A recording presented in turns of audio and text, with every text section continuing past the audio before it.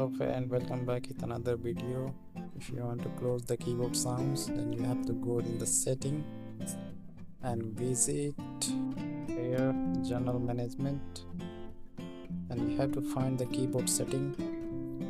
Just click on the keyboard setting and you can check in the last there is an option voice input. Select on the none, and the second you have to go swipe touch feedback, then you have to close this one. And another one, you have to go in the sound option and system sound touch dialing keypad turn off.